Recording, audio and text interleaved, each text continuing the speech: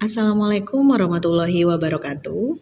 Halo, perkenalkan saya Napisa, salah satu dosen S1 Akuntansi di Unpam. Kali ini saya akan sedikit menjelaskan mengenai mata kuliah Auditing 1, yaitu pada pertemuan pemeriksaan persediaan. Oke, next di slide berikutnya yaitu apa sih arti dari persediaan itu sendiri. Nah, menurut PSAK, persediaan itu adalah aset yang tersedia untuk dijual dalam kegiatan usaha normal, dalam proses produksi dan atau dalam perjalanan. Nah, jadi intinya adalah persediaan itu merupakan barang dagangan yang ada di dalam perusahaan. Itu untuk dijual ataupun untuk dipakai sendiri untuk dijadikan barang jadi yang ujungnya nanti akan dijual juga. Nah, sifat persediaan itu sendiri ada beberapa. Yang pertama adalah persediaan ini merupakan aktiva lancar karena perputarannya kurang dari 1 tahun atau sama dengan 1 tahun. Yang kedua adalah jumlahnya besar terutama pada perusahaan dagang atau industri. Nah, untuk contoh dari persediaan itu sendiri adalah bahan baku, barang dalam proses, barang jadi, barang bahan pembantu dan barang dalam perjalanan. Nah, sekarang kita akan bahas mengenai kenapa sih persediaan itu harus diperiksa. Yang pertama itu karena nilainya cukup material. Dan yang kedua, rawan oleh tindakan pencurian ataupun penyalahgunaan dari karyawan itu sendiri ataupun dari tingkat manajerial. Biasanya kalau dari tingkat manajerial itu suka memanfaatkan jabatannya ya tentunya. Nah, maka dari itu butuh internal kontrol yang sangat baik untuk persediaan itu sendiri. Jadi persediaan di neraca juga harus benar-benar nilainya itu sesuai dengan fisik yang ada. Karena apa? Karena persediaan itu merupakan sumber pendapatan yang paling besar untuk perusahaan itu sendiri. Setelah kita mengetahui kenapa sih persediaan itu harus diperiksa, nah sekarang kita juga harus mengetahui nih prosedur-prosedur untuk pemeriksaan persediaan. Itu ada dua ya, yang pertama adalah compliance test dan yang kedua adalah substantive test. Pertama kita bahas dulu nih yang compliance test. Nah, apa sih yang harus kita lakukan? Kita harus pelajari dan evaluasi internal kontrolnya di perusahaan tersebut dalam persediaan itu seperti apa. Dengan cara apa? Kita bisa dengan cara menggunakan internal control question atau yang biasa disebut ICQ. Jadi pertanyaan-pertanyaan tersebut adalah pertanyaan yang bisa menjawab internal kontrolnya itu baik atau tidak, atau efektif atau tidak. Jika dari ICQ tersebut auditor tidak menemukan kesalahan yang berarti, maka auditor bisa menarik kesimpulan internal kontrolnya berjalan dengan efektif ataupun sebaliknya. Berikut adalah contoh dari kertas kerja pemeriksaan yang biasa kita sebut dengan internal control question.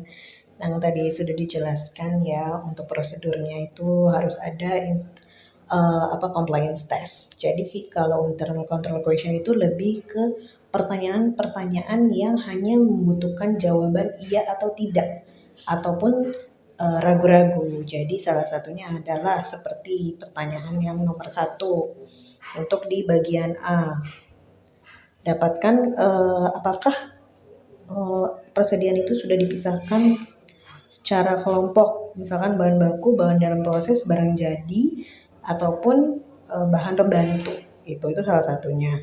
Nah, untuk pembukuannya bagaimana? Pembukuannya apakah misalkan apakah sudah rapi atau belum?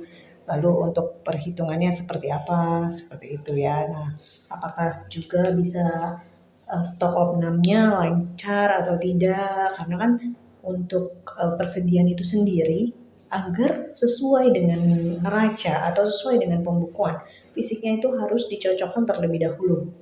Seperti itu. Nah, prosedur yang kedua itu adalah prosedur pemeriksaan substantif. Jadi kalau substantif itu lebih kepada fisiknya ataupun perhitungannya. Jadi, nah ini makanya di sini dijelaskan bahwa prosedur pemeriksaan substantif itu pemeriksaan perhitungan matematikal akurasinya seperti apa, lalu observasi dari persediaan itu bagaimana, yang seperti tadi dijelaskan harus stok opnam gitu ya. Nah, untuk yang pemeriksaan matematikal akurasinya itu untuk kuantitinya ataupun penjumlahannya salah atau tidak, terus untuk pembukuannya itu apakah benar, misalkan menggunakan FIFO, LIFO. Nah, itu perhitungannya harus betul-betul sesuai dengan prosedur yang ada gitu. Terus perbooknya juga itu harus sesuai dengan di kartu stok. Nanti kan di kartu stok kita akan membahas mengenai sesuai dengan fisik atau tidak gitu. Jadi antara pembukuan, kartu stok dengan fisik itu benar-benar harus sama. Ya gitu. Untuk quantity per count-nya juga kita juga bandingkan nih antara perusahaan dengan catatan kita. Catatan kita kan juga harus kita sebagai auditor ya. Jadi kita harus membandingkan yang harusnya benar itu seperti apa dan yang di perusahaan pencatatannya seperti apa. Oke, berikut adalah contoh kertas kerja substantif tes. Akan dijelaskan sedikit mengenai persediaan bahan baku dan persediaan bahan jadi. Jadi di sini ada total aktiva 260 juta di neraca. Jadi untuk persediaan masing-masing adalah 130 dan 80 juta. Itu sesuai dengan catatan klien. Nah, namun di catatan audit bisa lihat di 2019 yaitu 124.900 dengan 74.800. Maka ada selisih nih antara perhitungan dari klien dengan perhitungan audit. Nah, selisihnya ada 5.100.000 dan 5.200.000. Totalnya adalah 10.300.000. Maka di sini auditor harus ada catatan pemeriksaan. Berapa sih yang material? Jadi gini, kalau untuk materialitas seperti yang udah pernah dijelaskan di pertemuan sebelumnya, bahwa tingkatannya nih atau temuannya ini material atau tidak.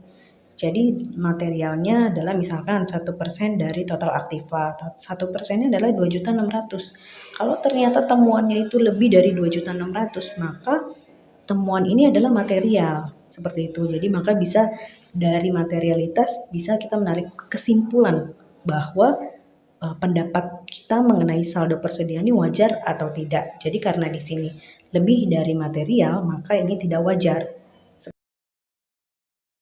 Masih pada unsur substantif tes, bahwa yang kedua adalah tadi lakukan observasi atau stok opnam pada persediaan yang ada. Karena kan tadi kita sudah infoin juga bahwa kita harus memeriksa antara pembukuan, antara kartu stok dengan fisik itu harus benar-benar sama. Jadi kita harus lakukan stok opnam. Stok opnam pun ini di sini bisa dikatakan internal kontrolnya baik kalau stok opnamnya juga rutin gitu ya. Nah, contohnya di sini untuk kertas kerjanya seperti biasa kita harus ngebandingin nih antara pembukuan dengan fisik. Nah, di sini pembukuannya ada 11 dan fisiknya 11. Contoh yang pertama obat batuk ya. Nah, sama, cuman ternyata di obat itu harus ada tingkatan expirednya. Jadi untuk penjualannya apakah sesuai dengan FIFO atau LIFO. Baik, sampai di sini informasi mengenai pemeriksaan persediaan. Jadi mudah-mudahan informasi terkait materi ini bisa tersampaikan dan bisa bermanfaat untuk teman-teman semua. Wassalamualaikum warahmatullahi wabarakatuh.